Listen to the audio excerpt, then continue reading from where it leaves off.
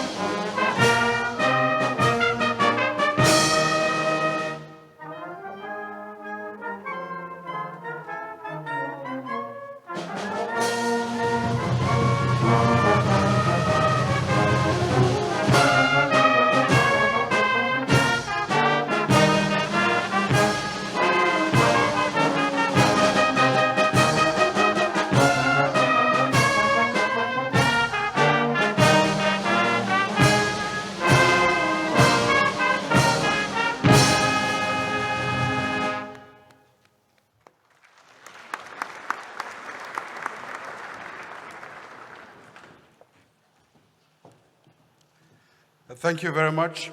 That was the national anthem of the Republic of Ghana, which was preceded by the African Union anthem. His Excellency Nana Addo Dankwa Akufo-Addo, President of the Republic of Ghana. His Excellency Felipe Jacinto Nyusi, President of the Republic of Mozambique. Her Excellency, Madam Samia Suluhu Hassan, President of the United Republic of Tanzania. His Excellency Azali Assoumani, President of the Union of the Comoros, who is connecting virtually. His Excellency Temoko Mile Kone, Vice President of the Republic of Cote d'Ivoire, representing His Excellency Alassane Ouattara, President of the Republic of Cote d'Ivoire. The Right Honorable Dr. Edouard Ngirente, Prime Minister of the Republic of Rwanda, representing His Excellency Paul Kagame, President of Rwanda. Her Excellency Dr. Monique Nzazangabanwa, Deputy Chairperson of the African Union Commission, representing His Excellency Moussa Faki Mahamat, Chairperson of the African Union Commission. Honorable Kenneth Ofori-Atta, Minister for Finance of the Republic of Ghana and the Chairperson of the Boards of Governors of the African Development Bank Group. Honorable Governors and alternate governors of the African Development Bank Group, Dr. Akinwumi A. Adesina, President of the African Development Bank Group, Dr. Kwame Fodor, former President of the African Development Bank Group, and it is fitting that this meeting is holding in Ghana, your home country.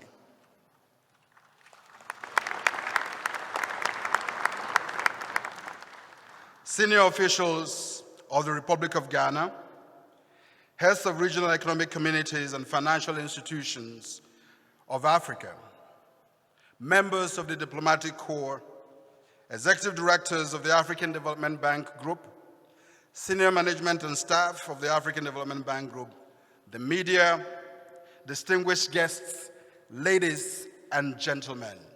My name is Vincent Mehele, the Secretary General of the African Development Bank. I am pleased to welcome you to the 2022 annual meetings of the Boards of Governors of the Bank Group in this beautiful city of Accra.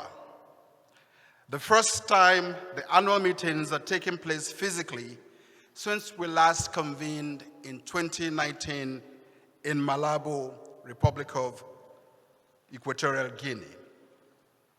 And of course, these meetings are also holding in a hybrid mode, in which case a lot of people are connecting virtually.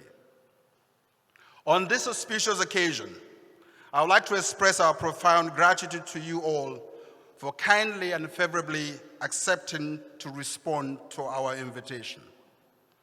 Allow me to express our deepest and sincere appreciation to the Honorable Kenneth Ofori-Atta, Minister for Finance for Ghana and the Chairperson of the Boards of Governors of the African Development Bank Group, for his sterling work in leading the bank group's highest decision-making organs for 2 successive years.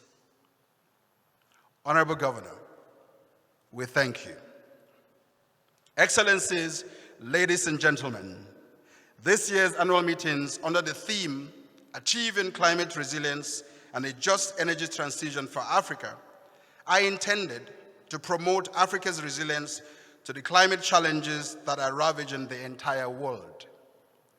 The meetings will provide a framework for governors as well as other stakeholders and partners through different sessions to fully explore options that can be employed to achieve climate resilience and enable African countries to withstand future exogenous shocks and challenges. It is therefore our hope that the deliberations will result in recommendations that will help to build a better and bolder Africa to enable it to achieve the resilience that it so desperately needs. Excellencies, ladies and gentlemen, I wish you all a productive participation in the 2022 annual meetings of the African Development Bank Group.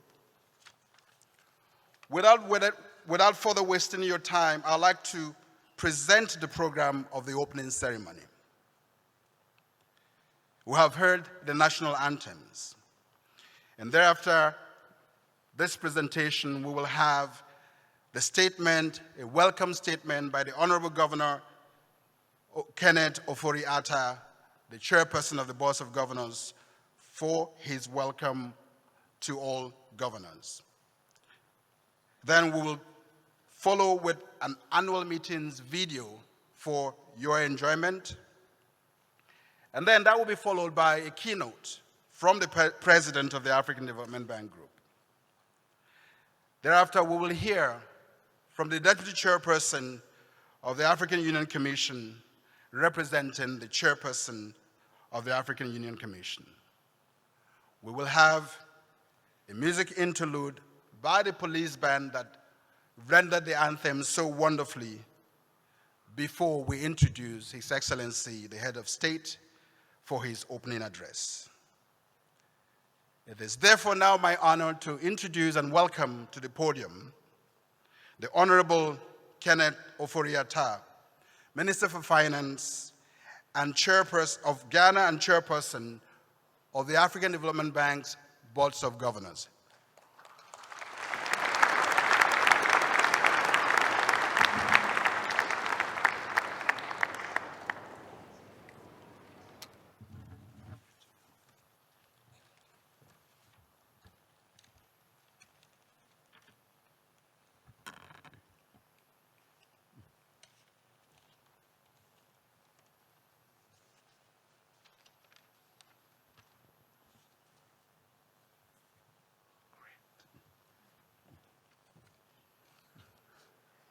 Good morning.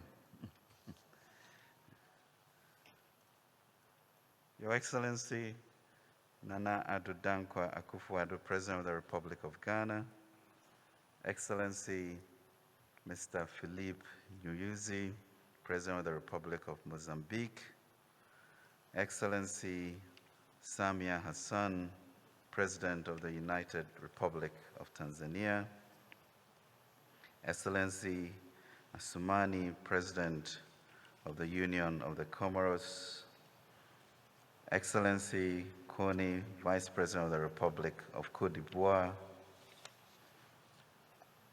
the Right Honorable Edouard Nigrente, Prime Minister of the Republic of Rwanda, Excellency Dr. Monique Nzazabaganya, Deputy Chairperson of the Africa Union,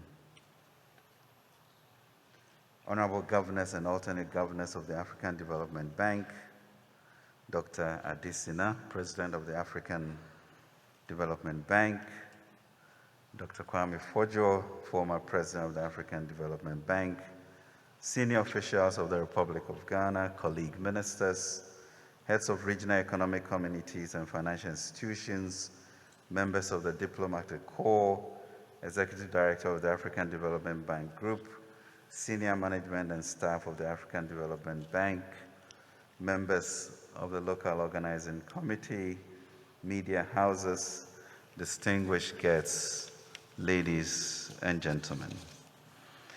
Good morning and welcome to the 57th annual meeting of the African Development Bank and the 48th annual meeting of the African Development Fund, with its theme, Achieving Climate Resilience and a Just Energy Transition for Africa, being hosted here in the historic city of Accra. It is fitting that we finally had our chance to host this continental event physically in Ghana. It is even more fitting that we can celebrate the Golden Jubilee 50 years of the ADF in Ghana as well, and also the 50th year of the passing of our former president, Dr. Nkrumah. After all, it was just a stone throw away from this very venue that we lit the flame of African independence in 1957 and stoked the fire of Pan-Africanism to create institutions such as the OAU and the African Development Bank. Unlike our political independence, our economic progress has been uneven and a tad slower. As a continent, our journey has had some highs and unfortunately many lows. Between 1960 and 70, growth on our continent averaged 4.6%. This declined to 1.4% over the decade 1980 to 1990, rising to 2% over the 1990s and 5.6% between 2000 and 2010. Amidst greater political and macroeconomic stability, we unseated the deep sense of Afro-pessimism that dominated the headlines and ushered in a more optimistic and at times even Afro-euphoric mood. Indeed, we went from being labeled the hopeless continent by The Economist in December 2000 to an Africa Rising by the same magazine in March 2011. Such is the true strength and spirit of our people. Throughout these periods of boom and bust, it became clear that the only way for our continent to manifest its destiny with greatness is by collectively leveraging the talents of our people and the resources of our land for our benefit. We are a resilient people who consistently rise to the occasion. Let us and the rest of the world never forget that. It is important to recall The 37 countries in Africa experienced growth rates of 3% and above before the pandemic. Indeed, 6 out of the 10 fastest growing regions in the world were in Africa. Investments in Africa also increased consistently. By 2019, the rate of return on all inward FDI in African countries was 6.5%, higher than Latin America and developed countries. We were firmly on the path of transformation and inclusive growth. Together, we ensured that the proportion of people living in poverty fell from over 50% in 1981 to less than 34% in 2019. Life expectancy similarly rose from 37 years in 1950 to 64 years by 2019. According to AFDB estimates, 67% of our countries made progress in fostering political participation, gender equality, and human rights. So much has been achieved over time, and guess what? Our African Development Bank has been a reliable partner in this progress. From humble beginnings in the 1960s, our bank has grown to a AAA-rated financial institution with an active portfolio of about 61 billion, championing Africa's social and economic transformation. The bank has successfully recapitalized by approving a hard 425% increase in capital stock in 2019.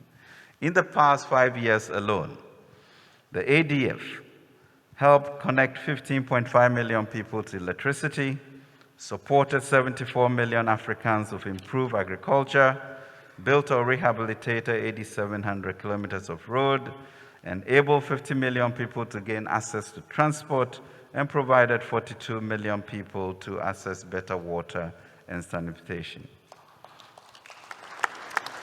Then COVID struck.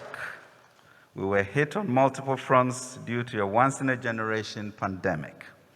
Even here, we beat the doomsday predictions in spectacular fashion. We fared better than most other regions in terms of infections and deaths. Perhaps this is because of our youthful population, our warm weather, experience of infectious disease management, or simply good leadership. What I know for sure is that our resilience was tested more so than at any moment in our history, and we stayed alive. With some 6 million deaths globally, Africa had 253,000 or so, and Ghana 1,445. Our economies contracted, but we were hit economically. Our economies contracted by 3.2% in 2020, reflecting a weaker external environment and measures to contain the COVID-19 outbreak. The fiscal balance as a proportion of GDP is also estimated to have deteriorated by minus 3.5% in 2019 to minus 7.6% in 2020, while the debt to GDP ratio edged up from 60% to 71.1%. At the same time, development gaps widened.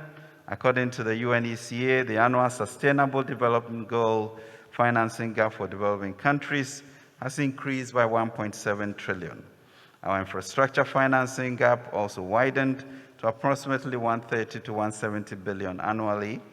Additionally, Africa now needs roughly 66 billion to meet its health financing needs, 39 billion to improve access to education, and close to 3 trillion in additional resources to finance the implementation of nationally determined contributions and reduce climate vulnerabilities. As the contours of the post-pandemic landscape comes into sharp focus, we begin to see what could likely become a lost decade for the most vulnerable economies, characterized by subdued growth, recurring debt crisis, and instability. The stakes are high, and although our economy started to rebound in 2021, elevated debt levels and limited financing tools constrained further growth. And now, in addition to this, we have to contend with the severe fallout of the Russian invasion of Ukraine. Indeed, these are truly epochal times for our people and our continent.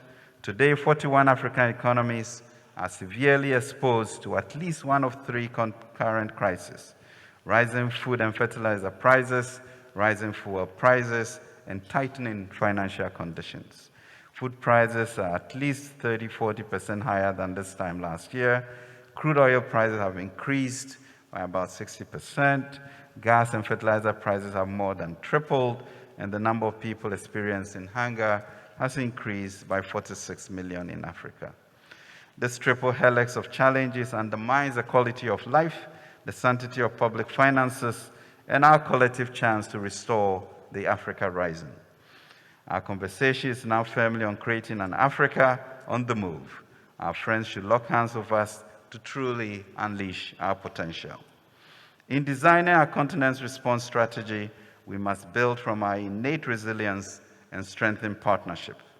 Africa Development Bank's focus here must therefore be guided by advancing progress across a number of pillars, digitalize our society, realize the potential of raising innovative climate financing, explore possibilities to scale up social protection programs, bring greater transparency to the methodologies of rating agencies, make progress on SDR rechanneling, and use the AFDB as a conduit for deploying SPRIAs on the continent, and leverage the ADF's balance sheet to raise additional capital for the continent.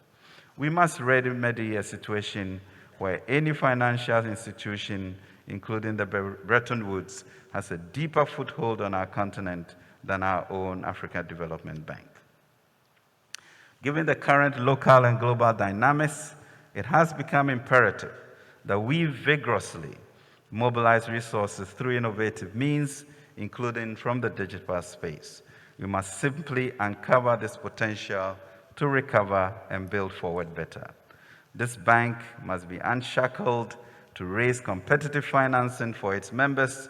We must lend support to the proposed reforms in respect of the regulations around ADF funds to enable the bank to leverage these funds to raise more funds and unlend at lower rates to all of our countries.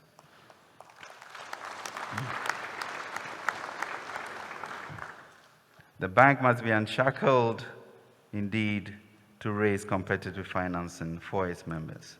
It remains puzzling that the ADF is not in a position to come to the international capital markets. We must rethink and address this in the face of the present challenges that confront us. On the ADF's 50th anniversary, our aim must be to raise a further 50 billion within the next 5 years in the capital markets. Such an ambition is bold, courageous, and necessary to signal a new dawn for the bank. As worldwide momentum around climate action accelerates, we need our development institutions to guide a pragmatic transition for Africa that balances our developmental aspirations with realistic net zero targets. We know that although Africa is responsible for under 4% of global emissions, we are disproportionately affected by climate change and the actual and opportunity cost of meeting COP26 targets. US $6 billion out of a global total of $30 billion of climate adaptation finance flows to Africa. Also, despite the vast opportunities for green investment, the continent attracts less than 1% of global green bond issuance, estimated at $600 billion. Undoubtedly, undeniably, our bank has a $3 trillion opportunity to co-finance project pipelines, provide concessional resources, and de-risk green transactions. Positioning our bank to crowd in the needed finance for climate must continue to engage our attention, mainly because the prospects of being left with stranded assets in an emerging concern in the African climate change debate. The results associated with AFDB and ADF's operations have changed the lives of millions of Africans. As such, as Africa's financing needs have grown, the resources of our development institutions must grow at a pace commensurate with the needs of the continent. There's a strong development case for a scaled-up AFDB and ADF following current trends. The expansion of quality infrastructure, investments across agriculture, energy, transport, water, and sanitation is crucial to undergird our efforts at moving beyond the pandemic and unfolding food and commodity crisis. Let us find an avenue for SDRs to be channeled to AFDB Let us leave with a sense of achievement when we finish these meetings. Enlightened self-interest will suggest that we hold in our collective hand the power for a productive or disruptive future in 2050, as by that date, Africa will be a quarter of the world's population and will have 850 million youth. To that end, we've been presented with the opportunity to leverage these annual meetings for purposeful actions that will be unthinkable in times of calm. Romans 13:11, and I quote, "And that, knowing the time, that now it is high time to awake out of sleep, for now is our salvation nearer than we believe." This is the time for us to take action. Crucially, we must also use this forum to bring growing attention to the fact that the current global financial architecture does not provide the requisite benefits needed by low and middle income countries to develop. We have all said so on many fora, but who will do this? And one of the writers of our national anthem, Ephraim Amu, says, "Asem aba, hina na obeka. Ejuma aba, hina na obeye." The talk is going on. Who would really speak? And the work is to be done. Who will do this work? Access to external capital markets is limited and costly. Currently, only 21 African countries have a track record of capital market access. Additionally, African countries with market access pay higher interest rates than their peers with similar or worse economic fundamentals. Estimates of what may be termed the African premium range from 100, an all-in cost of 100 to 600 basis points, even after accounting for economic fundamentals. Although our multilateral and bilateral partners introduce well-meaning initiatives such as the DSSI and Common Framework, their impact has been limited. Similar concerns stall the implementation of the Common Framework for Debt Treatment. To date, the 3 countries that subscribe to the initiative are yet to receive their full debt relief. The time has come to ensure that comprehensive support is offered to countries facing challenges with debt pressures. We can start by ensuring that the agencies that influence investment decisions leverage methods and processes that ensure capital is directed towards well-appointed growth initiatives in emerging countries such as ours, instead of earning suboptimal returns overseas. Only then can we tackle the inherent bias of African nations viewed as riskier and thus attracting expensive debt. In truth, growth pressures on the continent are not bleak, especially once Africa is not constrained from accessing the requisite capital to succeed. The harsh reality is that so far, what we have seen is fragmentation across climate finance, SDG finance, and COVID-related liquidity support. For instance, 100 billion in SDR rechanneling prospects have not fully materialized, so has a promise of 100 billion annually to support climate change financing for developing countries. Ladies and gentlemen, with the wind behind our sail, we must position our Africa Development Bank to be at the center of Africa's recovery. We must lay out a roadmap through these annual meetings that allows us to build back better and effect a tectonic shift in the global financial architecture. As the chair of the G24, I highlighted that a very unsettling picture of Picasso's Guernica in 1937 confronts us if we do not collectively rise to the occasion and confront the exigencies of the moment. What will the painters, and the painting look like if we forget our common humanity? Difficult conversations must be had, and responsibility must be shared for us to make meaningful progress and realize our development aspirations. Ladies and gentlemen, a hugely successful forum lies ahead of us. I remain encouraged by the words of Nelson Mandela. Nothing is impossible. It always seems impossible until it is done. Let us be reminded of our political liberation successes. Let us remember the economic successes until COVID-19 disrupted us. We know that with good leadership, with the anchor of the AFCFTA, and with the anchor of AFDB, we shall succeed. Let us look to the future then, anchored on these three pillars. So without taking any more time, let us be bold and courageous, focus on writing a new chapter in the story history of our beautiful continent. Welcome to Accra, Akwaaba. Thank you. God bless Africa. God bless us all.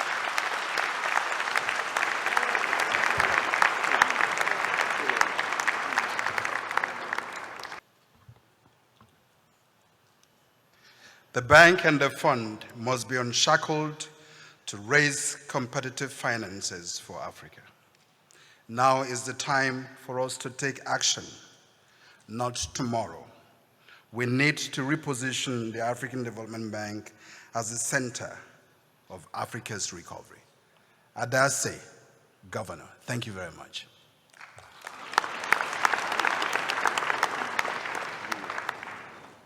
Now we play the opening video.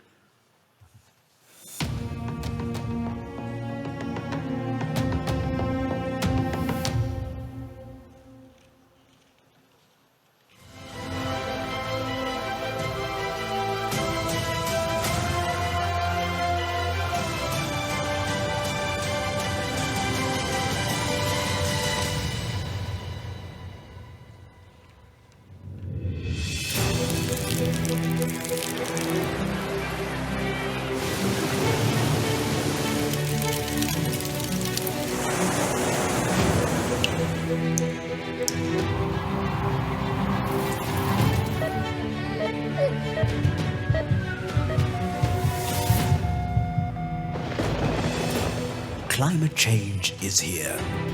Akidni guddaan nu qabenu gisee hunda bishaan nutti cabsee bishaan nu nyaatee lafa keenya irratti hanqutan nu irra ciisee nu as chaggaraa ture. Haadha ijoollee sagalii qotee bulaadha. Without electricity, the water pumps stop.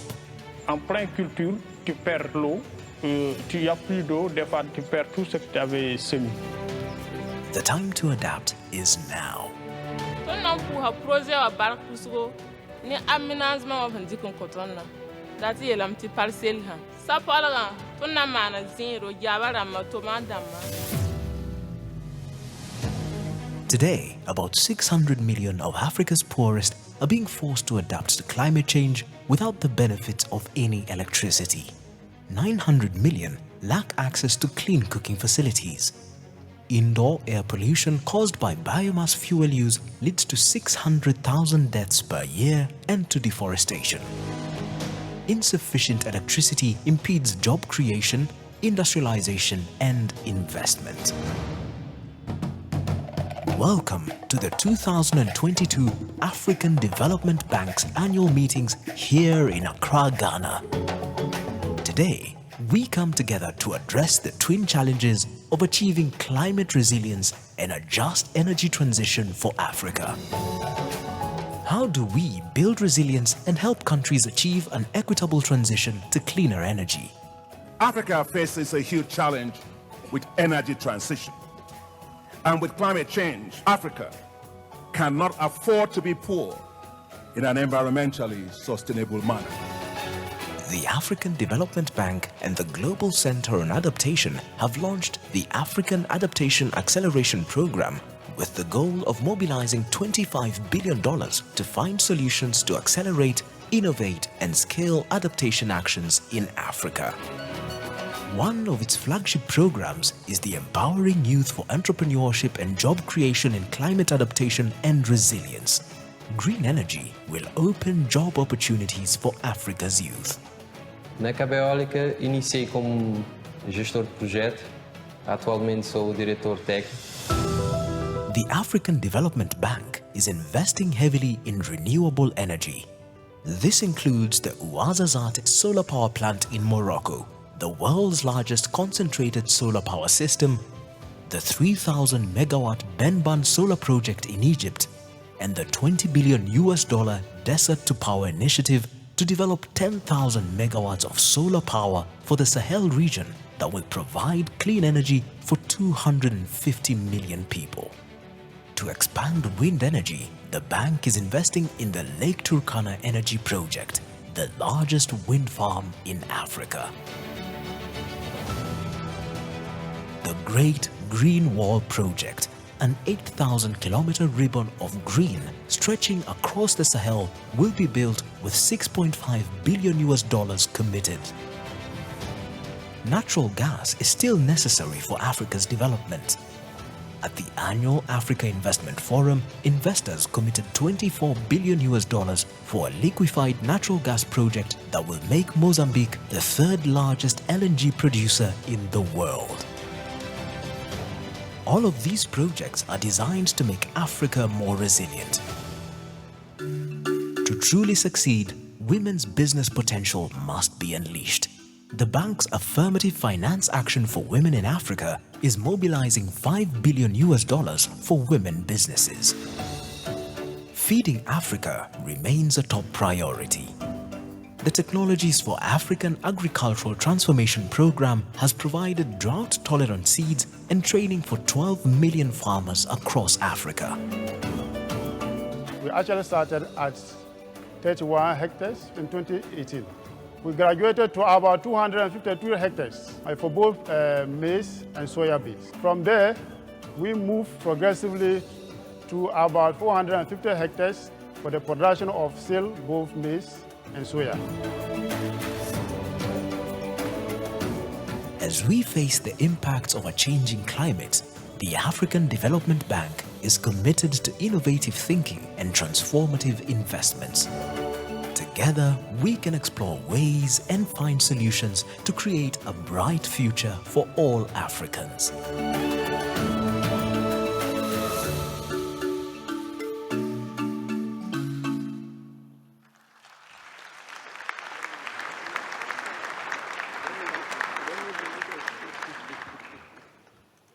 Thank you very much for that video.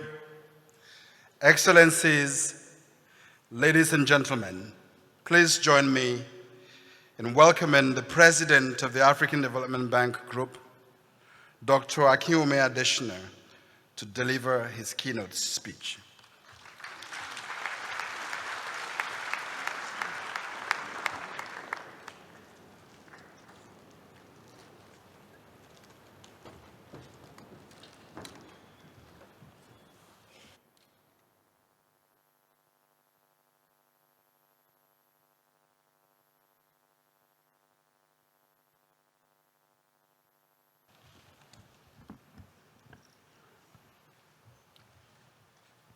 Your Excellency, President Nana Akufo-Addo, President of the Republic of Ghana, and our host, thank you very much, sir.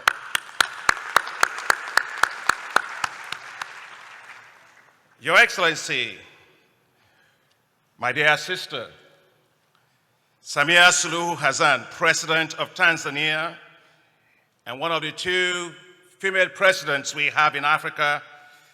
When women win, Africa wins.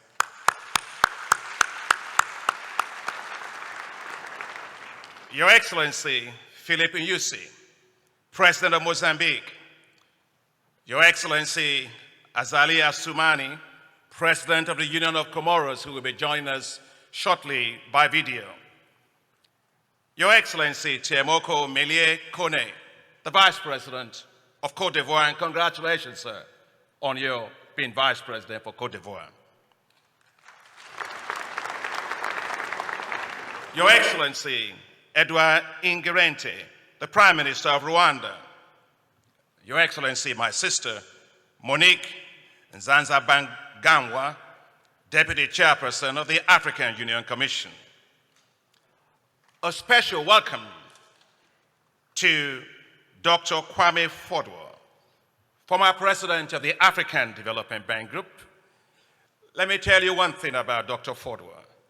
At his age, regardless of his health challenges, he has never missed a single meeting of the African Development Bank Group since I've been president.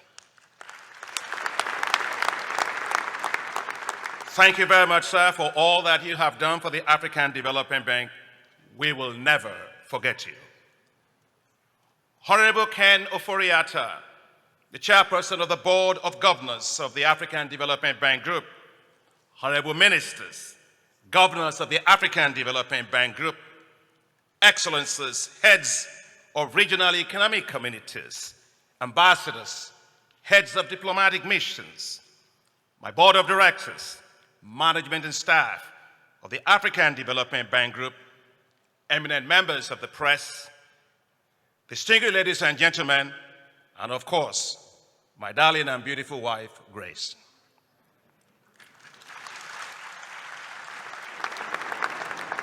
I wish to thank you, Your Excellency, President Nana Akufo-Addo, for hosting these annual meetings of the African Development Bank Group in this beautiful city of Accra. I know that you launched the year of return for people of African origin to return to Ghana, which has been quite successful. Well, today, Mr. President, you have so many participants from across Africa, from across the world for these annual meetings. I hope many of them stay and now return home because of the excellent hospitality of the government and the people of Ghana. To them, I say, Akwaba, welcome. Welcome to the gathering of the friends of Africa, the partners of Africa. For this place today is filled with those who have faith in and hope in Africa. Yet, there are millions of Africans who we serve every day who are not here. Yet, we must see them. Yet, we must hear their voices. Yet, we must feel their needs in all that we do. For we do not represent ourselves. We represent them. Their lives are affected every day by climate change. Majority of them, women. Many of their lives are affected by lack of electricity. From a kid struggling to read with candles or lanterns, or the occasional street light in their neighborhoods, to a mother who straps her baby on her back, using fuel and charcoal to cook, yet exposing herself and her child to the effects of fumes that endanger their lives. So, the theme of our annual meetings, achieving climate resilience and a just energy transition, it's all about people. Africa is the least emitter of carbon emissions in the world, accounting for only 4% of all global greenhouse gas emissions. Yet, the continent suffers disproportionately from the negative impacts of climate change, including increased frequency and intensity of droughts, cyclones, floods, compounded by desertification.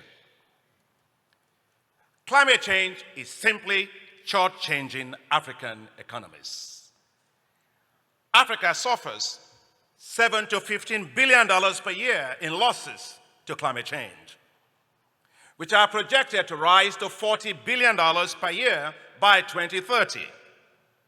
Africa has no choice but to adapt to climate change that it did not cause. To support the continent in doing so, the African Development Bank has doubled its financing for climate to $25 billion by 2025. Without any doubt, the African Development Bank is the leader on climate adaptation in Africa and globally. The share of our climate finance dedicated to adaptation is 67%, the highest of all multilateral development banks, and I was particularly excited when UN Secretary General Ban Ki-moon singled out the bank in the UN General Assembly last year that the bank is leading and others should follow. Your Excellencies, the bank and the Global Center on Adaptation we are implementing what we call the African Adaptation Acceleration Program, or AAAP, with the goal of mobilizing $25 billion in climate adaptation financing for Africa. The bank is also supporting countries to insure themselves against extreme weather events through its Africa Disaster Risk Insurance Facility. Today, the facility is helping 9 countries to pay for insurance premiums to protect themselves and their populations from the effects of climate change. In Madagascar, our support of $4 million to pay for the full insurance of the country allowed it to get $12 million in payouts to compensate over 600,000 farmers when Cyclone Batsirai hit the country. Your Excellencies, we need more financing to ensure many more low-income countries against these extreme weather events. The bank is leading on securing the food supplies, Your Excellency, for Africa in the face of climate change. 6 years ago, with the approval of our board of directors, I launched the Feed Africa strategy of the bank. Our goal was to deliver climate-resilient agricultural technologies to farmers and to feed Africa. We are achieving incredible success. Our Feed Africa work has already benefited over 76 million farmers with access to improved agricultural technologies across Africa. Our flagship program, which we call Technologies for African Agricultural Transformation, or in abbreviation TAAT or TAT, has delivered climate-smart seeds to 12 million farmers in 27 countries in just 2 years. We are helping farmers to beat climate change. TAT delivered water-efficient maize to 5.6 million households in East Africa, an area hit by severe droughts 3 years ago. The drought was severe, but farmers secured their food supply with the water-efficient maize varieties. In Sudan, TAT financed the provision of 65,000 tons of heat-tolerant wheat varieties. That is seeds enough to fill 665 Airbus 380 aircrafts. If you take an Airbus 380 aircraft, the people in it, the cargo, and the fuel is 98.4 metric tons. So when I tell you 65,000 metric tons, what I'm telling you is think about 665 A380 Airbuses packed on a landing strip. That's what I'm talking about. Sudanese farmers grew the varieties on 187,000 hectares. In just 2 years, Sudan reduced its wheat import by 50%. We did the same in Ethiopia. TAT financed the provision of 45,000 tons of seeds of heat-tolerant wheat varieties to farmers in Ethiopia. The farmers initially started with 5,000 hectares of these heat-tolerant wheat varieties in 2018.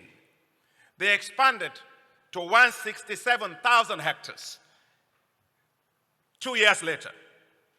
And by the end of this year, they have expanded it to 400,000 hectares. I was in Ethiopia just last week, and I was very honored to be conferred with an honorary doctorate by the Addis Ababa University. And I was having lunch with His Excellency Prime Minister Abiy Ahmed of Ethiopia. As I explained to him the 400,000, I was so excited about it. He leaned forward intently towards me. And I was wondering, what is it? Why was it leaning forward intently towards me? He said, Akin, I was just waiting for you to stop because I wanted to tell you the following. And I quote him. Actually, Ethiopia's wheat production is now on 650,000 hectares.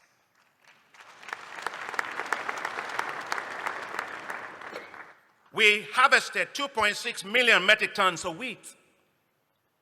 Ethiopia did not import wheat this year. Next year, we will cultivate 2 million hectares on the wheat. And he concluded, we expect to export at least 1.5 to 2 million metric tons of wheat to Kenya and Djibouti. Incredible, simply incredible. Your Excellencies, we will not be talking about a looming food crisis in Africa if Russia did not invade Ukraine. To tackle the looming food crisis in Africa from Russia's war in Ukraine, the African Development Bank and the African Union Commission developed an Africa Emergency Food Production Plan. The $1.5 billion plan will be used to support African countries to produce food rapidly. The plan will produce 38 million metric tons of food. That will be 11 million metric tons of wheat.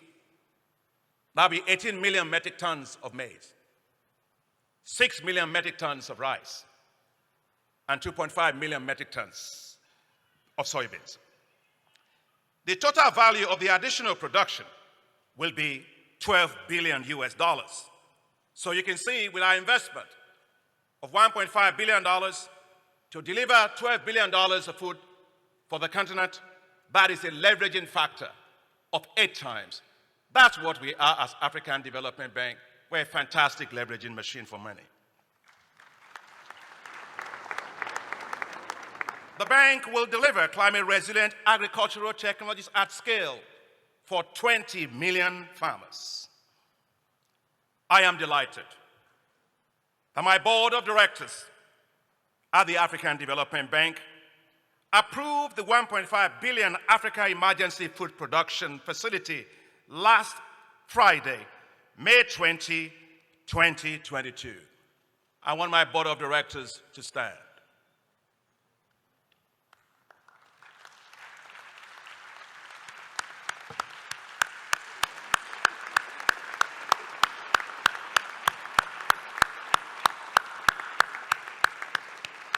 Thank you so much, and thank you for what you do every single day.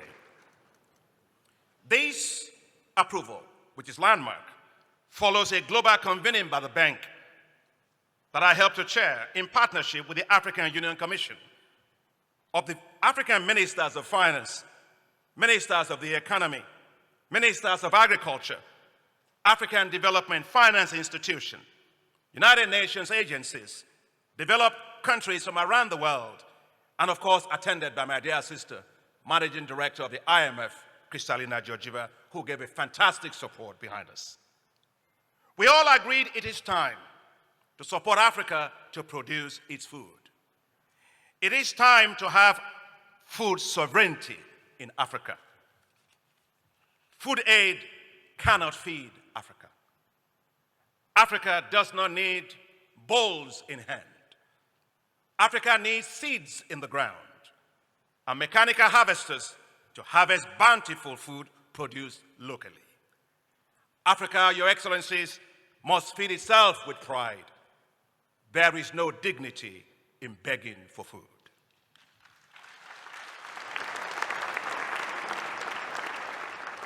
Your Excellencies, the African Development Bank is also spearheading just energy transition for Africa. Since 2009, the bank has not funded any new coal projects. Not funding coal has now been formalized as a policy with our new energy policy approved by our board of directors. Africa has perhaps the world's largest potentials for renewable energy sources, especially for solar, for hydro, geothermal, and wind. The African Development Bank is implementing a $20 billion desert-to-power initiative in the Sahel to build 10,000 megawatts of solar power generation. These will provide electricity via solar for 250 million people and turn the Sahel into the largest zone for solar in the world.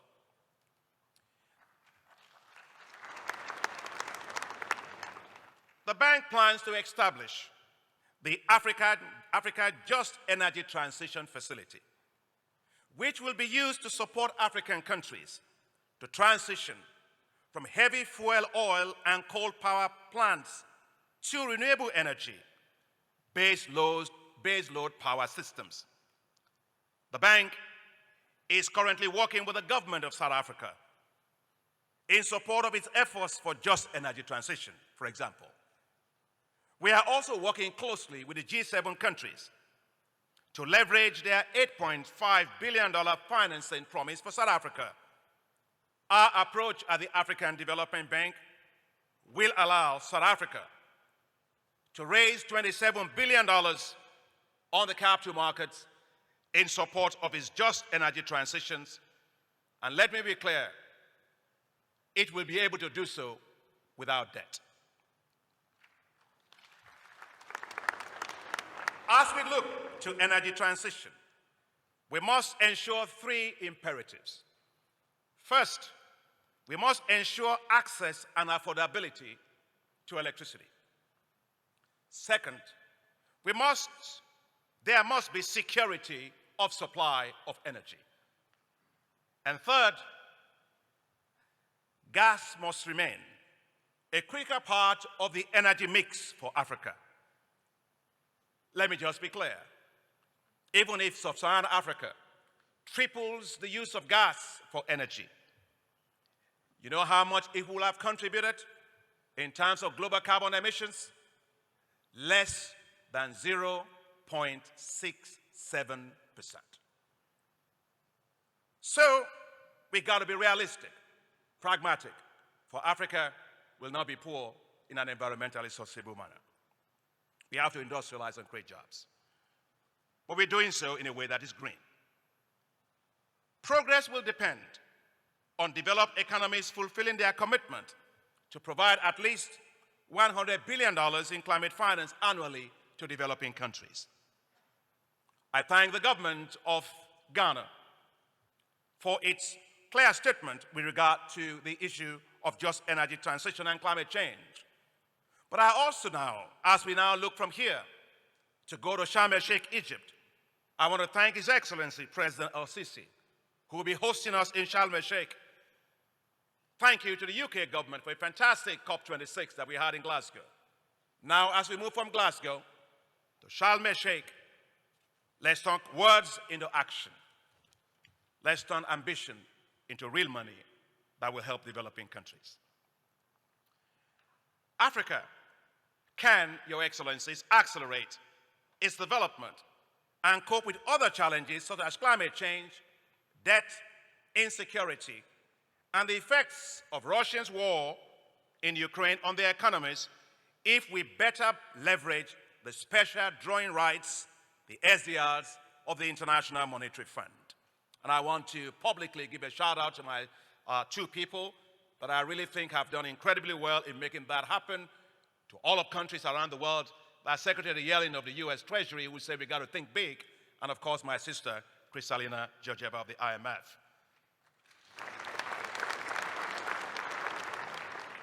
Africa needs to have a reallocation of $100 billion from developed economies, as agreed to by the African heads of state, and also at the Conference on Financing African Economies, hosted by President Emmanuel Macron of France. The African Union has called for a reallocation of the SDRs to Africa, with a portion of it going through the African Development Bank. We should use the SDRs in more pragmatic ways to support economies. Providing SDRs also through the multilateral development banks has several benefits. First, multilateral development banks can leverage the SDRs.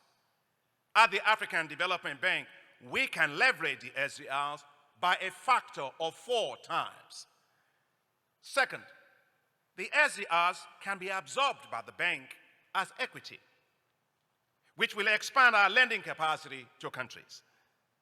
And third, the SDRs that's leveraged will be used to provide additional capital and financing to the development banks all across Africa as part of the financing in common that we are implementing together with the government of France. The SDRs can also be provided as concessional loans to the African Development Fund. Providing SDRs also to the multilateral development banks will be game changers for accelerated development of our economies in Africa. Your Excellencies, perhaps the SDRs could be given a different name, probably called Supporting Development Revitalization. That will be SDR. That way people on the streets will feel the effects of SDRs on their lives.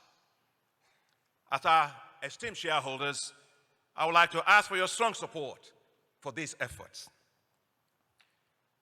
Your Excellencies, dear governors, honorable ministers, distinguished ladies and gentlemen, nowhere is the need for additional greater financing more than the low-income countries and fragile states that rely on the African Development Fund. This year, the African Development Fund, the concessional lending institution of the African Development Bank, will turn 50 years. In 50 years, it has provided $45 billion in support of the countries that are here. I know we have an event on Thursday to celebrate the African Development Fund. But because it's a public event, I would like representatives of all the ADF countries, state participants, to rise. The countries that are part of ADF, we want to see you please rise.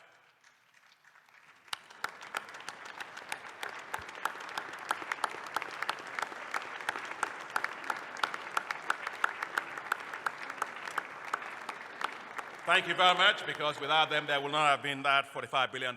Thank you to you and your governments. Your Excellencies, you can see African Development Bank Group at work right here in Ghana. Delegates, as you arrived in Accra, you came through the beautiful Kotoka International Airport. It was financed by the African Development Bank.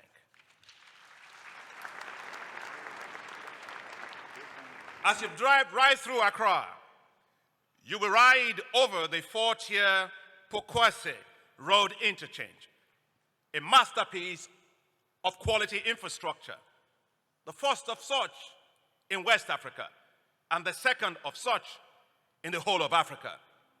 It was financed by the African Development Fund. And Ghana used the funds very, very well. Money that was meant to do a 3-tier interchange was stretched and used to do a 4-tier interchange. Now that's what we do. At the African Development Bank, we deliver great value for money. Mr. President, I'm so proud of you and I'm so proud of your government. Please give it up to them. And the minister. Please stand up. When I came, I told the minister, what is that, your last name that say it's twins? Atta? He said his name is called Atta. Mr. President, I said, maybe you should be appointing so many Attas into your government. Because Atta means twins, which means we get 2 for the value of 1. Thank you very, very much. I wish to express my great appreciation to each ADF donor country. You have stayed with the fund. You have supported the fund. and your countries have been partners in a journey of hope of the countries that are supported by the African Development Fund. To give greater hope, to cope with increasing challenges, the ADF countries need greater resources. One way to achieve this is to allow the African Development Fund to use its accumulated equity of $25 billion to leverage $33 billion from the capital markets. Then the fund will be able to deliver more. The fund will provide greater leverage for donor contributions, a greater value for money for taxpayers from all of the donor countries. The fund will become more sustainable as it will generate more income. The fund will reduce debt of countries as it will deliver much lower concessional lending rates compared to the very high rates these countries get on the global capital markets. Then together, we will build a more equitable growth and development from the middle-income countries to the low-income countries and to the fragile states. No development of any country will be left behind. Your Excellencies, as I close, thank you for giving me a great responsibility as Africa. And I thank all of our 81 shareholder countries for giving me a great responsibility. In 2015, when I was elected, I was very clear. The job being the president of the African Development Bank is not a job for me. I am on a mission of service. When you all generously re-elected me in 2020, I said the same thing. I am on a mission. I don't have a job. My life is only useful to the extent to which it is used to improve the lives of people, and no greater responsibility for me as an African can be greater and placed on my shoulders than to fast-track the development of the continent of my birth.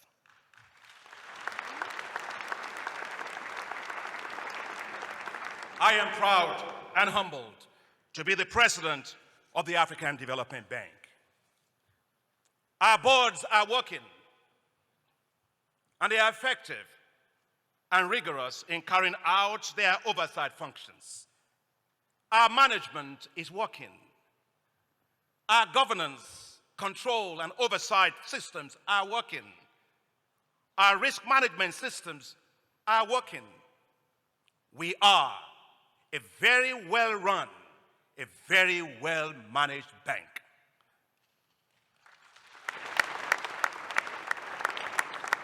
We are a AAA-rated financial institution, the only one in Africa. We have consistently maintained our stellar AAA ratings by all major credit rating agencies, even during the worst period of COVID-19 pandemic, thanks to your excellent support as shareholders.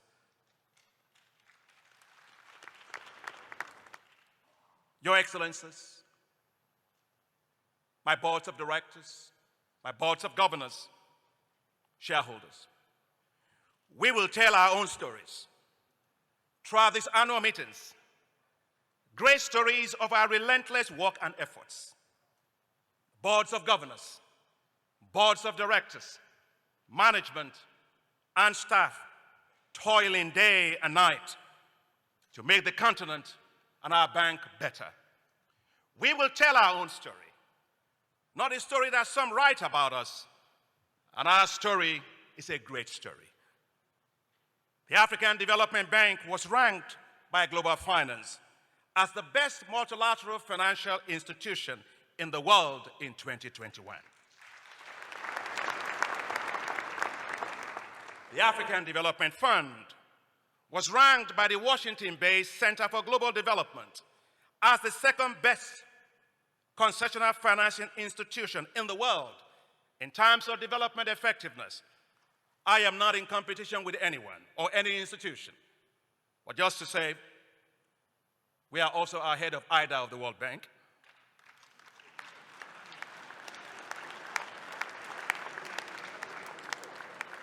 and all 28 concessional financing institutions in all OECD countries. We will continue with humility to serve and to strive to make Africa proud. With our board of governors, our boards of directors, our senior management and staff, and our 81 incredible shareholder countries, we will build a much stronger Africa, a climate-resilient Africa, an Africa with energy security for all, an Africa that feeds itself and becomes a solution for global food crisis, an economically resilient Africa, an Africa well on its way to achieving Agenda 2063 of the African Union, the Africa we want, the Africa which, like a lighthouse, will shine in the darkest of nights, the Africa we all are proud to call home. Thank you all very much.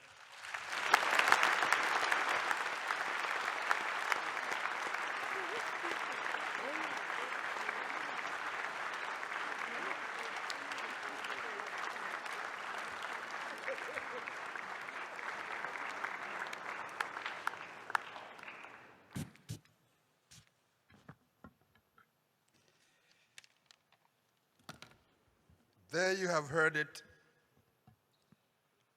from Africa's optimist-in-chief,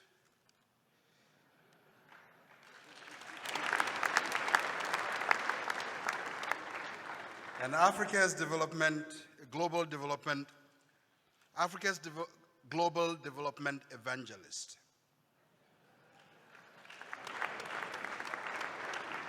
Thank you, Mr. President, for your moving speech. Maybe we will have the Supporting Development Revitalization as the new name of the SDR. And hopefully, all those responsible will see the vision in that renaming. Thank you, Mr. President, for your wonderful speech. May I invite now Her Excellency, Dr. Monique Nsanzabaganwa, Deputy Chairperson of the African Union Commission, to deliver a statement representing the Chairperson of the African Union Commission. Your Excellency, Madam.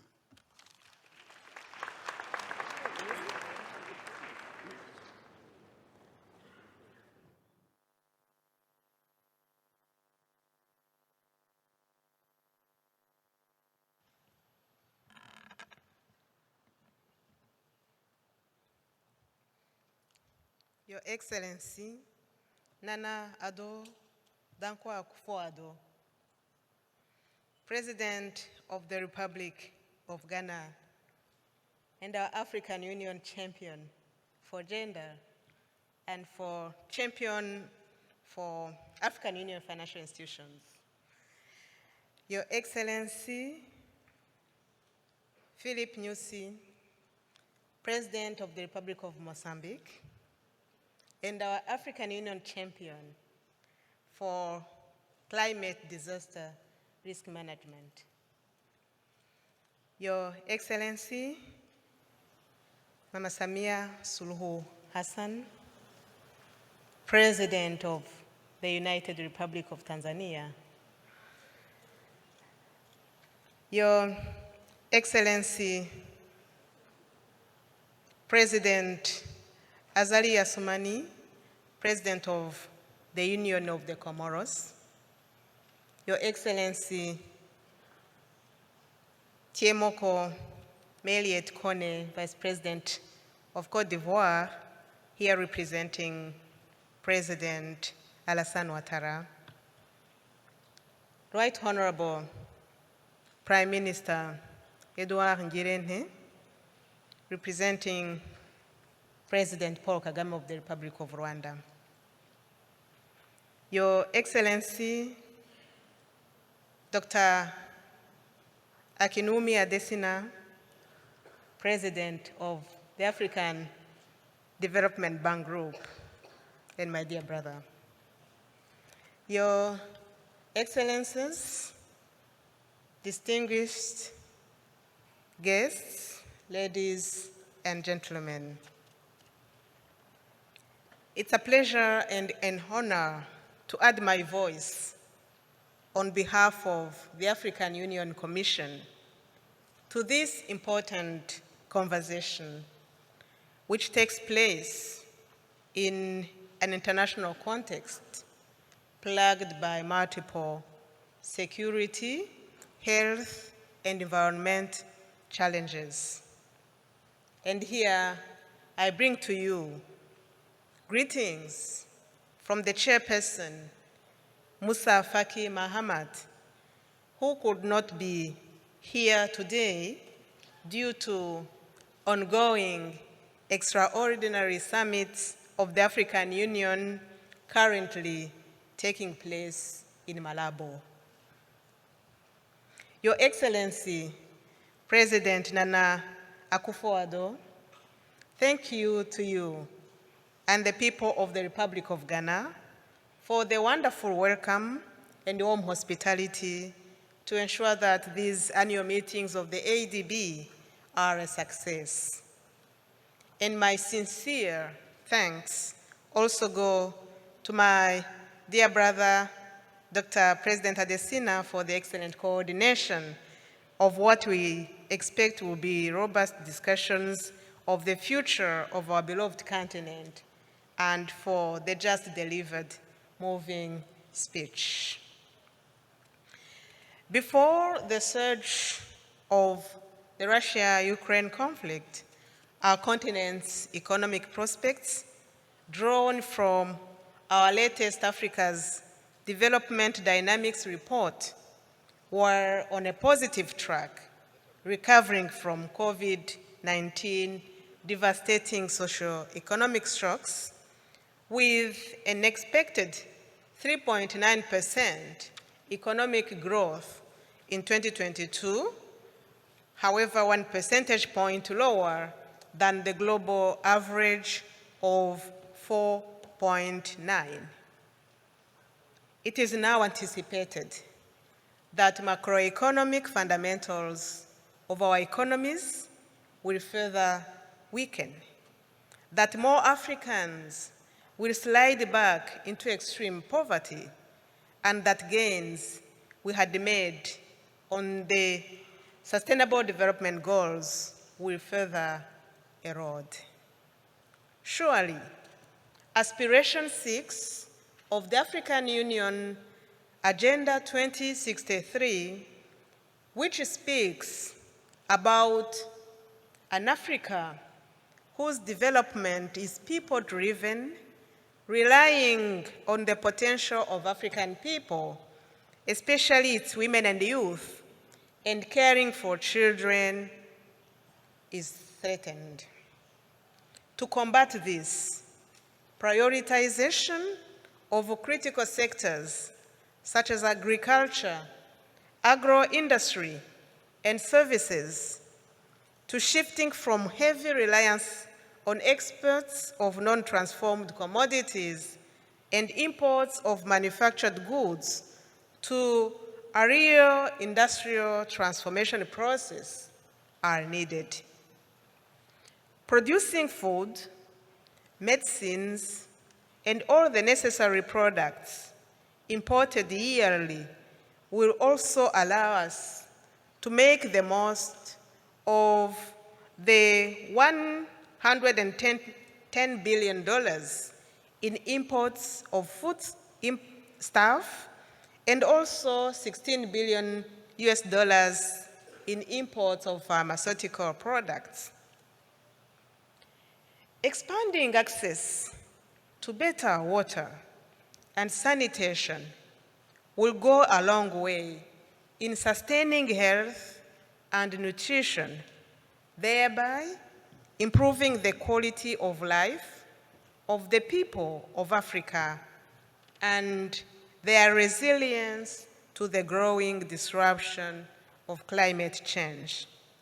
Furthermore, strengthening the links between debt financing and growth returns for debt sustainability is of paramount importance. Debt should be used for financing the most productive projects that generate sufficient growth to pay for the debt in future. Your Excellencies, development finance is heavily constrained just when it is needed the most. And this is where facilities such as the African Development Fund are key. During the African Union Assembly held this February, our African heads of state and government, in their decision 817, called for, and I quote, a substantial 16th replenishment of the African Development Fund to enable it to meet the growing needs of the continent. And in this same decision, their Excellencies also called for, and I quote again, amendment of the agreement establishing the African Development Fund to enable it to seek resources in the financial market for the benefit of fragile African countries and states in transition, end of quote. Again, our F-15 Ministers of Finance, during the World Bank IMF spring meetings last month, re-emphasized this point in their communique, stating, and I quote, that they call for a substantial and transformative 16th ADF replenishment, and for the ADF to be allowed to go to the market to leverage its quality and raise additional resources to offer at affordable rates to Africa's low-income countries, in line with the decision of the African Union heads of state and government adopted in February 2022, end of quote. Surely ADF has accomplished a lot, and Africa needs it to do more, faster, and smarter. It has all the backing from the African leadership, who also commend it for its ranking among global top 2 international development institutions for its quality. This replenishment would be timely, as African Union and the African Development Bank are working to kickstart support to our agricultural sectors. And here, I must congratulate my brother, Dr. Adesina, and your team for the initiative and the recently held joint meeting of African Ministers of Agriculture and Ministers of Finance on the African Emergency Food Production Facility. We look forward to a fruitful harvest in the future as the African Union and the African Development Bank work hand in hand to support our farming communities. Your Excellencies, I wish you best as you continue to deliberate on the most optimal path forward for our continent. A peaceful, united, and prosperous Africa, which effectively plays its role in the political, security, and economic world order, constitutes an asset for humanity. I thank you for listening to me.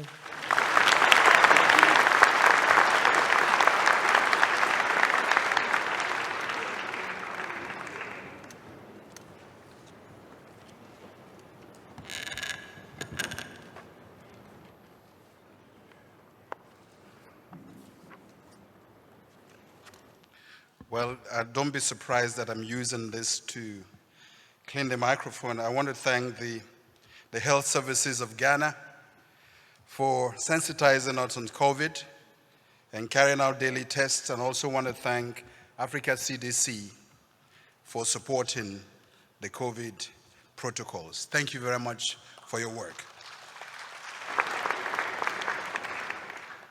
Ladies and gentlemen, I'll now call on the police band for an interlude of music before His Excellency comes on stage.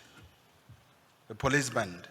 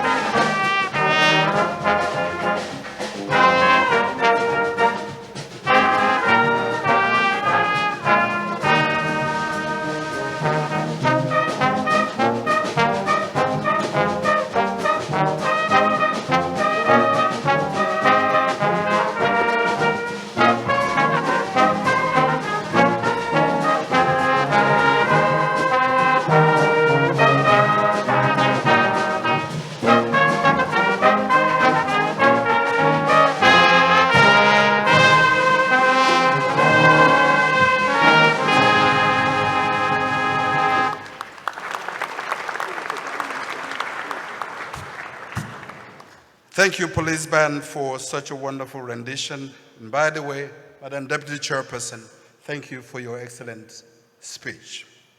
Ladies and gentlemen, I now have the honor and privilege to invite His Excellency, Nana Addo Dankwa Akufo-Addo, President of the Republic of Ghana, to deliver his opening address.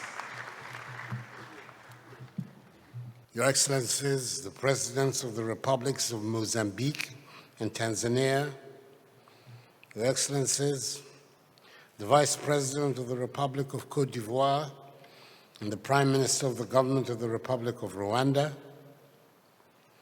the Deputy Chair of the AU Commission, the Ghanaian Minister for Finance, Ministers and Deputy Ministers of State from Ghana and other countries, the Governor and Deputy Governor of the Bank of Ghana, Chairperson and members of the Board of Governors of the African Development Bank Group, President of the African Development Bank Group, the veteran former president of the African Development Bank Group,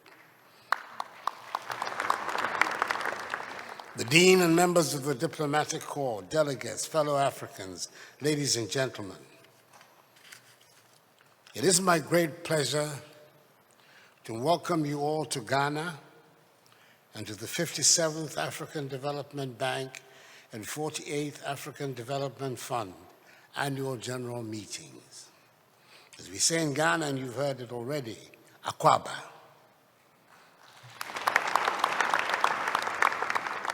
You're amongst the people who pride themselves on their sense of hospitality. I hope by the end of your visit that you will agree with this claim. I'm particularly happy that I've been able to come to the opening ceremony of these meetings with my good friend, the highly respected progressive President of the Republic of Mozambique, His Excellency Filipe Jacinto Nyusi, whose state visit to Ghana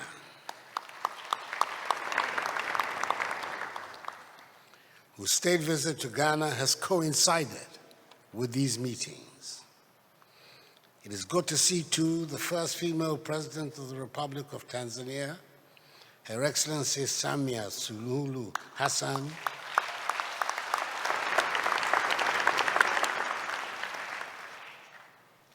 and other African leaders from Cote d'Ivoire, Rwanda, and the Central African Republic also present to lend their support to the work of the bank. They and all of you are very welcome to your second home of Ghana. I believe that the choice of Ghana to host the meetings has everything to do with the special place she holds as a beacon of stable democratic governance in Africa, as well as the proverbial warm hospitality of the Ghanaian people. Indeed, these meetings, being held at a critical period in history, when Africa, like the rest of the world, is dealing with the twin effects of COVID-19 and the Russian invasion of Ukraine, could not find a better venue than our vibrant capital city of Accra. I congratulate the African Development Fund, ADF, the concessional lending arm of the African Development Bank, on the celebration of its Golden Jubilee. To invest some $9 million, United States dollars, over the last 5 years, up from an initial $327 million in 1976, is nothing short of exemplary. Congratulations are very much in order. Permit me also to commend the President of the African Development Bank Group, Dr. Kwame Fodor, for his extraordinary vision, passion, and leadership. The African Development Bank is now a globally reputable bank, maintaining, even in difficult times, its stellar AAA ratings, the only African financial institution with AAA global credit ratings.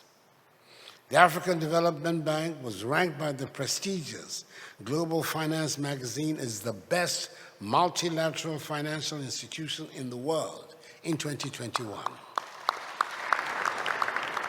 It is equally impressive that the African Development Fund was also ranked by the Center for Global Development in the US as the second best in the world amongst all concessional financing institutions, even ahead of the World Bank IDA and all the developed countries' 28 concessional financing institutions of the OECD countries. Ladies and gentlemen, this is the second consecutive year I'm addressing the bank's annual meetings. I had the honor of doing so last year, albeit virtually. Our meetings today, which are being held in person here in Accra, represent a great relief following 2 years of unprecedented disruptions caused by COVID-19. In my address last year, I challenged us to prioritize 5 main issues. 1, work towards the Debt Action Plan.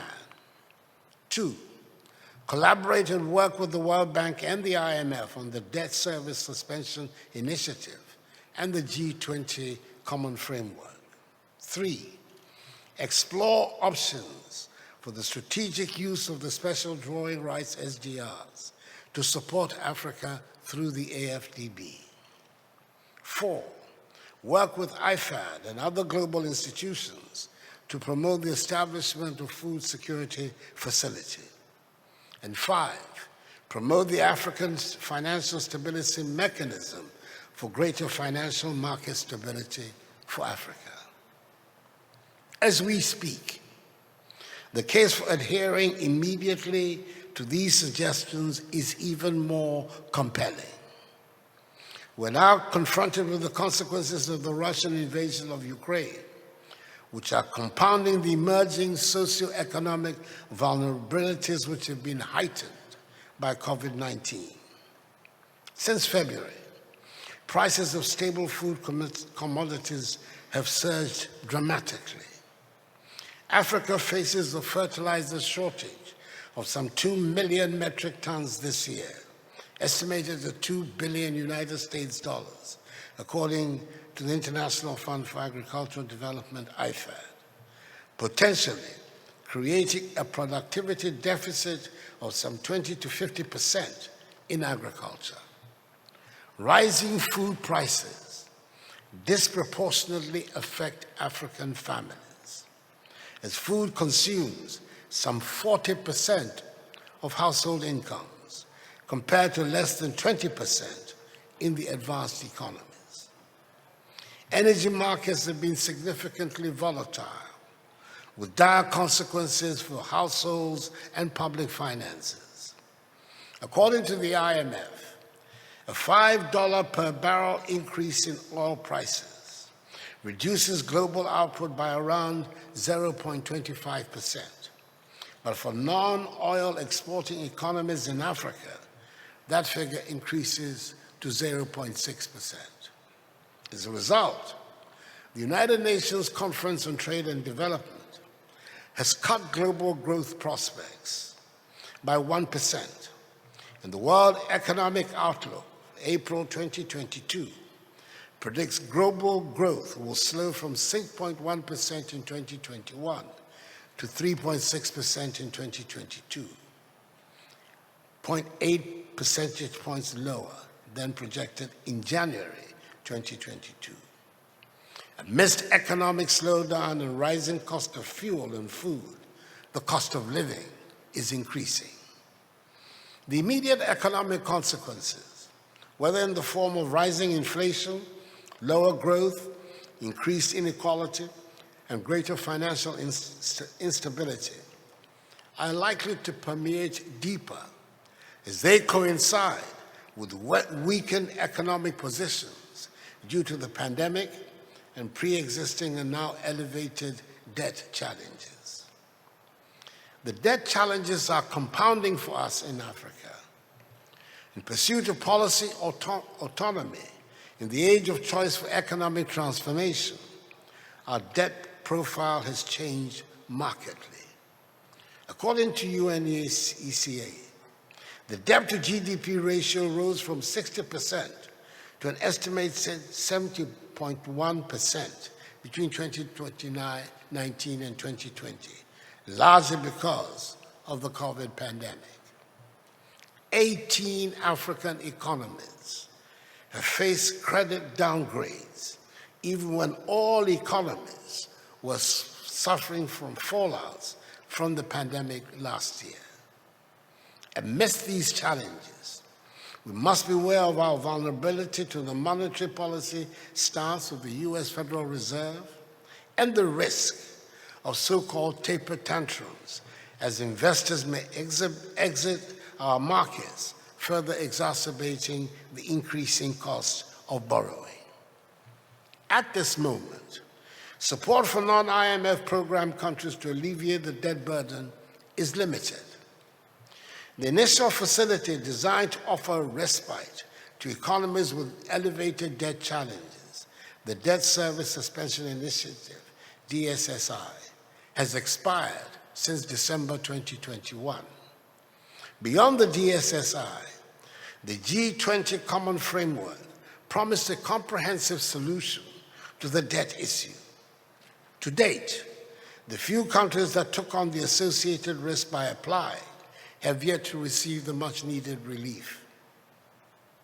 We look forward to how the Resilience and Sustainability Trust, RST, which requires that countries be in an IMF program, will effectively serve the needs of our countries. In these trying times, the IMF's $650 billion special drawing rights, approved in August 2021, was meant to be of significant relief. However, based on the allocation principles, economies on this continent got some 33 billion United States dollars, about 5%. Moreover, the promise to reallocate some 100 billion United States dollars of the SDR allocations to our economies, which was agreed to at the Paris Summit in 2019, has so far yielded about 36 billion United States dollars in pledges as of April 2022.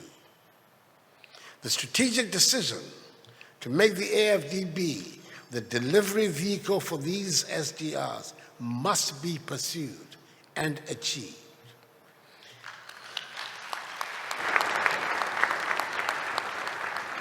Leveraging the SDRs 4 times as AFDB does will significantly boost resources for Africa's transformation. Ladies and gentlemen, the combined effects of the debt situation, rising interest rates, and rising cost of living are resulting in severe macroeconomic and financial instability. What is clear is that the resulting damage cannot be cured so easily with the limited fiscal tools at our disposal and national policy adjustments.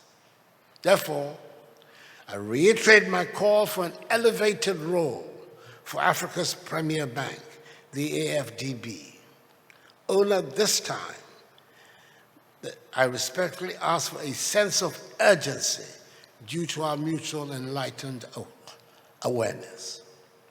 As a AAA-rated financial institution with an active portfolio of some 61 billion United States dollars in more than 142,000 locations, the AFDB is in the position to drive sustained transformation in Africa. It is in this spirit that I'm happy to learn that the AFDB board has approved funding for the 1.5 billion Africa Emergency Food Production Plan to support countries to produce food rapidly while delivering climate-resilient agricultural technologies to 20 million farmers, and thus leveraging this facility over 8 times. I'm also encouraged to hear that the right noises are being made towards establishing an African financial stability mechanism to protect our economies from future shocks. The irony that we have a history riddled with economic shocks, but are the only continent in the world without financial buffers, has to be urgently remedied. I'm persuaded that the African Financial Stability Mechanism will provide such protective cover for our economies, thus enabling us to counter effects of future pandemics, amongst others. The confluence of rising challenges and expectations require that together we act with sustained conviction. Our support will be critical to building the Africa we want, as espoused by AU Agenda 2063 from today. In addition to the pressing food, fuel, and fiscal challenges, we still have to ensure that, 1, the remaining 85% of the continent's population are vaccinated against COVID-19.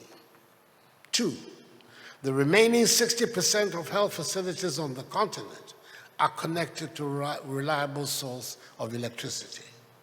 3, the teeming youth, who are over 60% of our population, are better educated and equipped for the job market, i.e., to become a digitally enabled entrepreneurial generation. 4, the African Continental Free Trade Area transforms Africa with a combined GDP of 3.3 trillion United States dollars.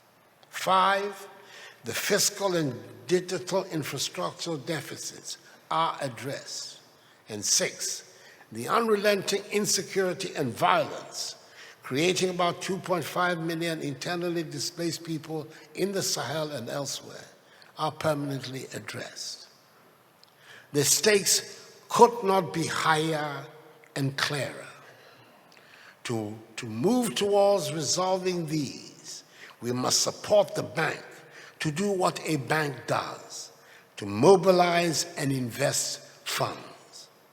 We must activate a process that moves this bank from the corridors of billions to trillions, given the scale of the challenges on this continent.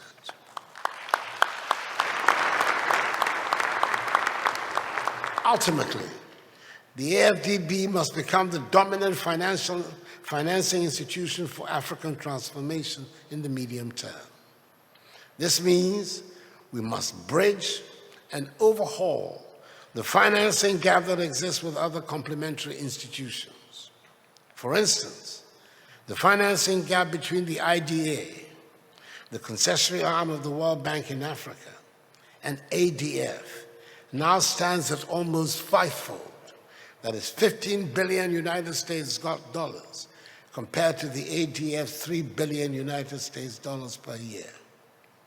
It is now time to A, ease the regulations that shackles the bank from optimizing its resources. Amending the articles that precludes the ADF from entering the market to leverage its resources must be first-order priority.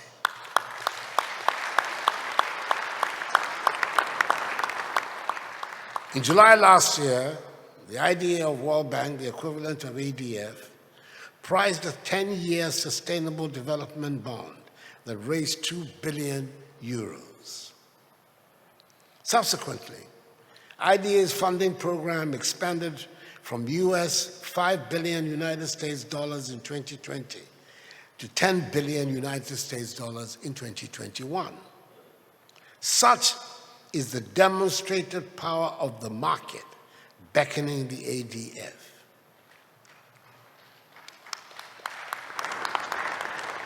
With an ADF equity of 26 billion United States dollars, the prospects could be an additional 8 to 10 billion United States dollars, which could drive sustained transformation, especially for both fragile and states in transition on this continent.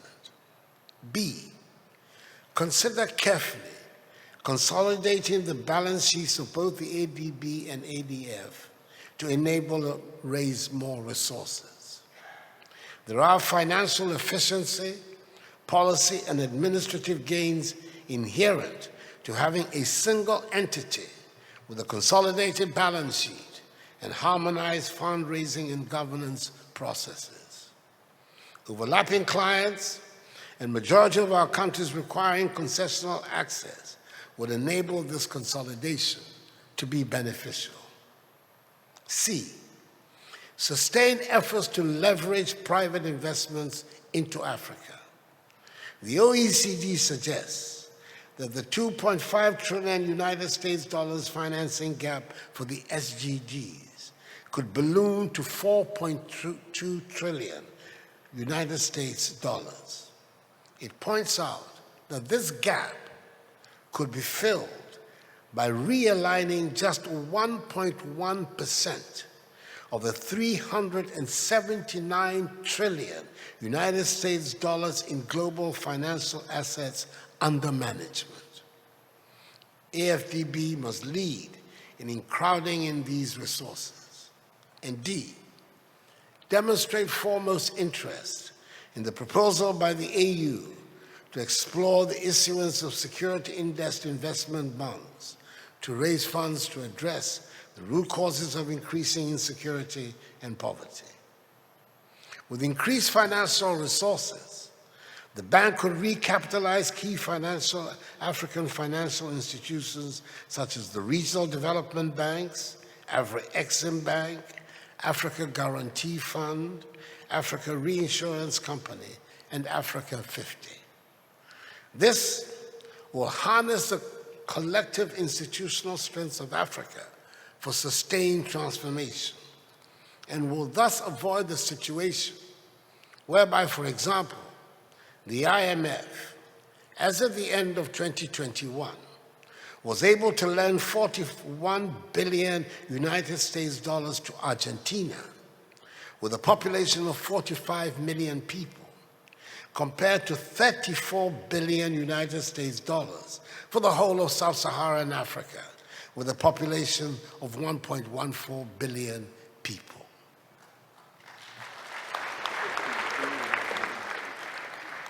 Empowering these African institutions and engaging communities will be vital to addressing the socio-ecological challenge of our time, climate change. Beyond pursuing ecological restoration, the AFDB should foster a culture of proactive and risk-based approaches, away from current reactive and crisis-based practices. This should involve effective coordination, communication, and cooperation, driven by adequate finance and political will. And as the AU champion for financial institutions in Africa, I pledge my support in this regard. Given our peculiar energy challenges, the bank should engage actively the discourse on shifting to a more sustainable economic model without making African communities and nations worse off. The cost of climate to our common humanity keeps increasing, with our continent bearing a disproportionate burden, though we have caused the least emissions of 3.8%, with the Western nations being responsible for 76%. Yet, only 6 billion United States dollars out of the worldwide total of 30 billion United States dollars of climate adaptation finance flows to Africa, even though the United Nations Environment Program has projected that between 75 million and 250 million people would be affected by climate-induced water stress. Not to mention, financing COP26 compliance could potentially strand Africa's natural resources, including natural gas. How do we develop under such unfair circumstances? The bank must empower Africa to seek justice in the journey to clean energy in a manner that optimizes the exploitation of our abundant natural resources. The design and focus of a just energy transition facility are timely, as they offer material support for powering and lighting up Africa and still meet the targets of climate. We must light up and power Africa to enable her feed herself, integrate, and industrialize. We must ensure that our prioritized climate actions are consistent with our current challenges and aspirations as a continent. This will be a demonstration of the theme chosen for these annual meetings. We must avoid our natural resources being stranded in the upcoming negotiations in Egypt at COP27. The stronger bonds between ecology,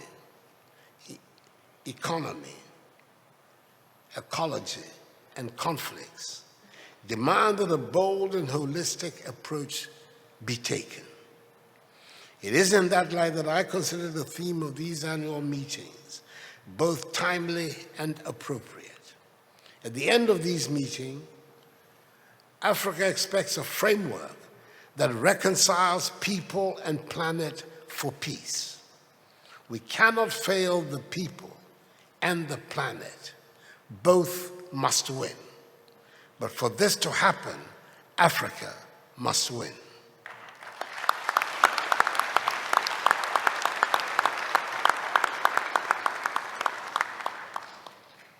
Ladies and gentlemen, the time has come to move towards an economic model which serves our interests, not others. Profits from our resources have benefited foreign creditors for far too long, while we suffer abusive borrowing costs on the international capital markets. There is no basis for our economies being saddled with the so-called African risk premium, which translates into higher spreads than for our European and American counterparts, particularly when our resources were the catalyst for the economic advancement of Western nations.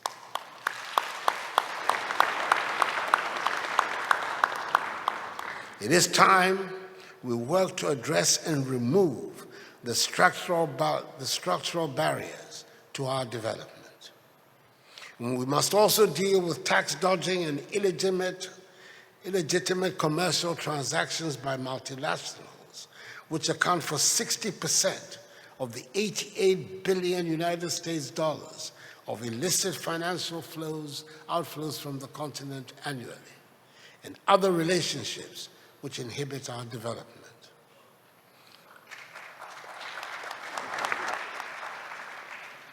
I am comforted by the array of expertise available to us. Now more than ever, it has become urgent to take the necessary steps to transition us towards become a resilient continent.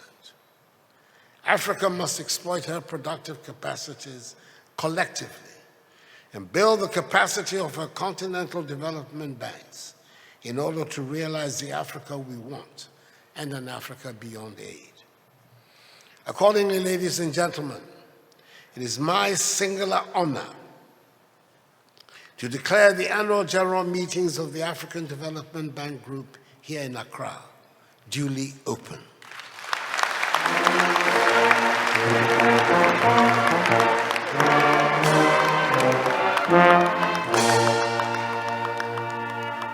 I wish you a very fruitful meeting, and may God bless the African Development Bank Group, Mother Africa, and us all. I thank you for your attention.